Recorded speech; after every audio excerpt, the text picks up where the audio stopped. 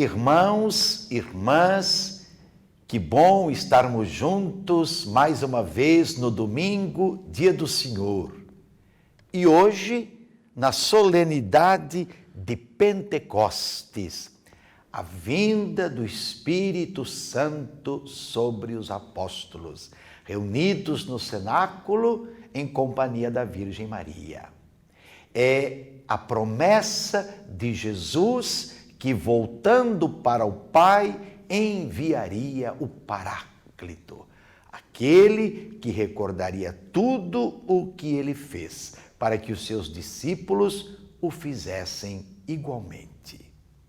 Nós estamos com o Evangelho de João, no capítulo 20, versículos 19 a 23. Ao anoitecer daquele dia, o primeiro da semana, estando fechadas, por medo dos judeus, as portas do lugar onde os discípulos se encontravam, Jesus entrou e, pondo-se no meio deles, disse: "A paz esteja convosco." Depois dessas palavras, mostrou-lhes as mãos e o lado. Então os discípulos se alegraram por verem o Senhor. Novamente, Jesus disse: "A paz esteja convosco. Como o Pai me enviou, também eu vos envio." E depois de ter dito isso, soprou sobre eles e disse: "Recebei o Espírito Santo. A quem perdoardes os pecados, eles lhes serão perdoados. A quem não os perdoardes, eles lhes serão retidos." Palavra da salvação, glória a vós, Senhor.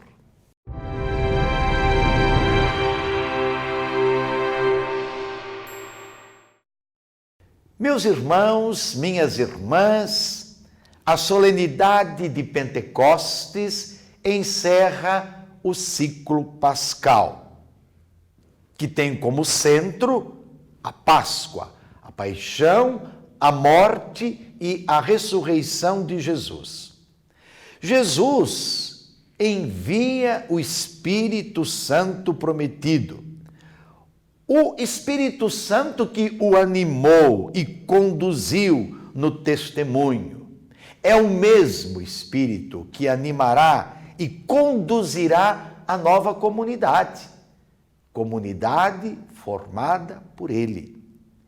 Diferentemente de Lucas, João situa o Pentecostes no dia da ressurreição, o domingo, dia pascal, dia que não conhece o ocaso, dia da vitória sobre a morte.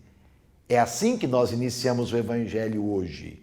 Ao anoitecer daquele dia, o primeiro da semana, o domingo. O Evangelho relata que, ao anoitecer daquele primeiro dia, portanto, os discípulos estavam com medo. Eles estavam reunidos às portas fechadas. Os judeus que tinham eliminado Jesus por meio dos seus chefes queriam eliminar também os discípulos dele e assim eliminar de vez a sua pessoa, a sua palavra, o seu ensinamento.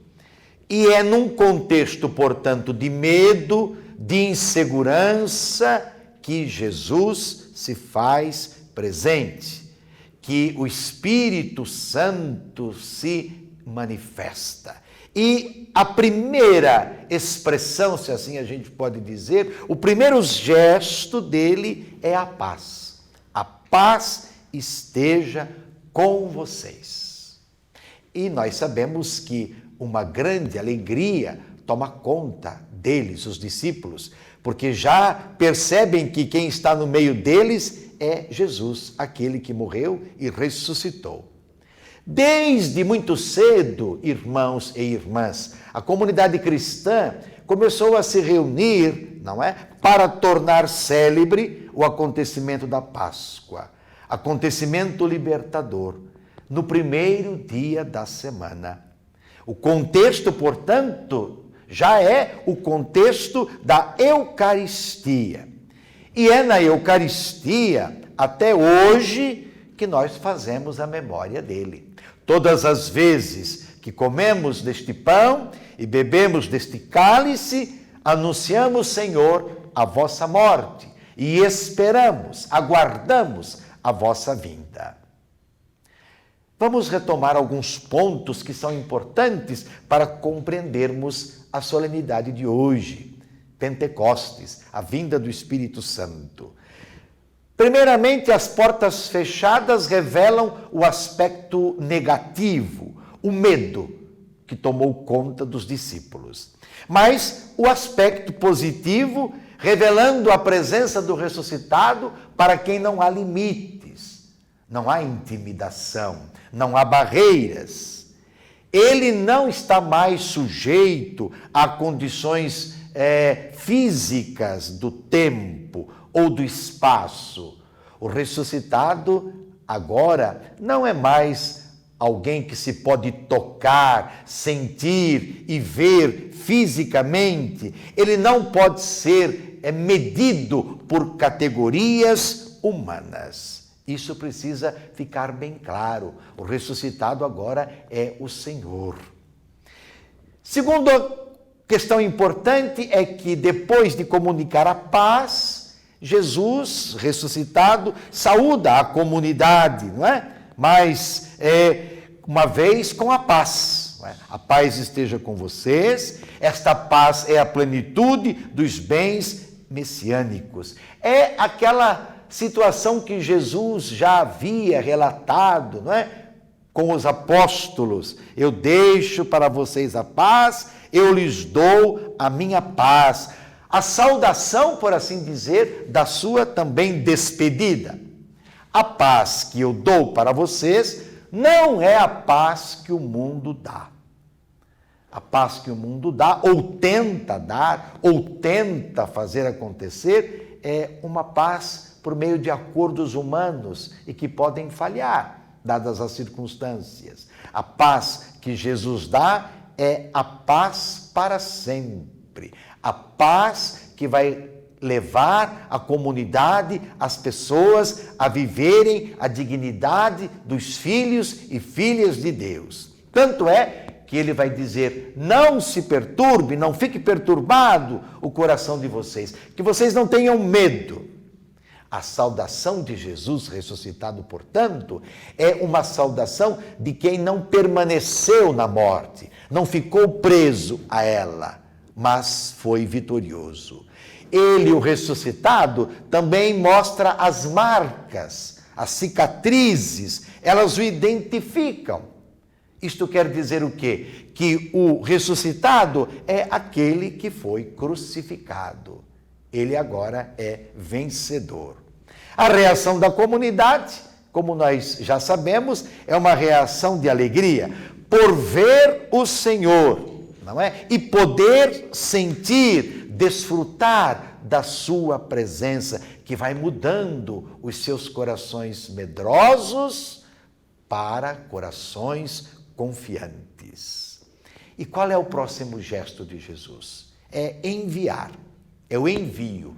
Como o Pai me enviou, assim também eu envio vocês. Ou seja, a comunidade vai continuar a obra de Jesus. Os discípulos missionários vão continuar a sua presença. As obras deles poderão ser ainda maiores e serão, como o próprio Jesus já havia garantido. É claro que ele envia, e ao mesmo tempo que ele, o ressuscitado, envia em missão, ele capacita entregando o Espírito Santo. Ele vai soprar sobre eles e dizer, recebam o Espírito Santo. Este sopro de Jesus sobre eles caracteriza a nova criação, uma vez que a primeira falhou. Jesus também soprou sobre o homem modelado por ele. Soprou sobre ele e ele teve vida, não é? Mas ele não foi capaz de ser fiel. Nasce assim, com o ressuscitado, a nova e definitiva comunidade. A comunidade testemunha das maravilhas realizadas por Deus. Comunidade que o será, testemunha até o fim do mundo. Jesus, quando envia, ele pede que a comunidade crie espaço para a reconciliação, para a aproximação de Deus de toda a humanidade. Toda a humanidade, de novo, se abeirar, se encontrar com o Deus que a criou. E dela é o Senhor. Então, a nova comunidade, na força do Espírito Santo, é chamada a viver esse ministério, este serviço que é o da reconciliação, no perdão, no acolhimento, na misericórdia, na oportunidade que se vai dando às pessoas de se refazerem, às próprias comunidades de se refazerem, dando assim ao mundo, à humanidade toda, esse testemunho capaz de torná-la verdadeiramente nova. E Jesus, o ressuscitado, vai mais além ainda.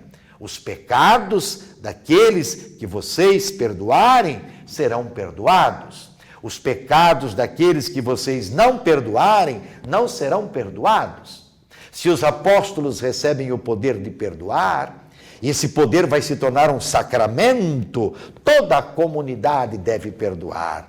Quando alguém se aproxima do sacramento, pedindo perdão, pedindo a reconciliação, ele já deve ter no seu coração ser reconciliado com os seus irmãos para ser verdadeiramente perdoado pela força do sacramento.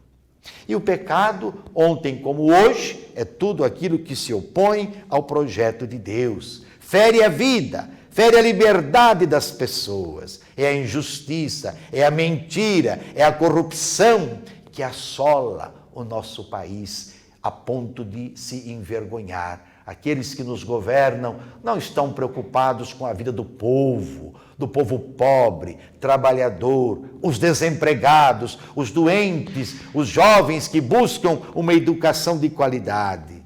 Porque o egoísmo, o querer tudo para si, o se apossar dos bens que são de todos, está realmente dominando e levando a um prejuízo grande à nação brasileira. Estar em cotidiana situação de reconciliação, meus irmãos e minhas irmãs, deve ser normal para a vida cristã, para quem é verdadeiro discípulo missionário de Jesus. Portanto, o desafio do perdão e da reconciliação permanecem e eles são capazes de enfrentar a mentira, a corrupção, os interesses escusos, como eu acabei de dizer, sobretudo daqueles que estão no poder, não é? Poder social, cultural, econômico, religioso, comércio de pessoas, tráfico de pessoas, de drogas e assim por diante. Permanece então, para a comunidade, a exigência do testemunho. É o Espírito Santo que vai lembrar, como defensor, a comunidade de tudo que Jesus fez para que ela, então, continue no testemunho dele.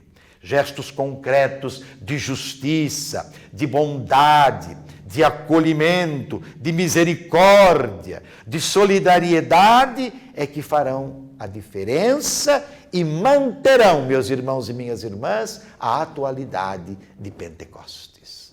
Deixemo-nos, cada um de nós cristãos, e todas as nossas comunidades, para que elas possam ser conduzidas pelo Espírito Santo. Amém.